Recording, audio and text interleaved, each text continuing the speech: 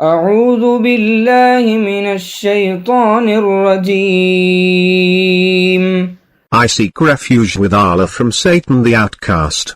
قال يا قوم أرأيتم إن كنت على بينة من ربي وآتاني منه رحمة فمن ينصرني من الله إن عصيته فما تزيدونني غير تخسير.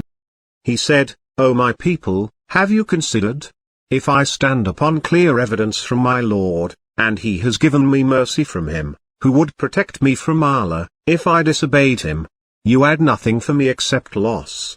ويا قوم هذه ناقة الله لكم آية فذروها تأكل في أرض الله ولا تمسوها بسوء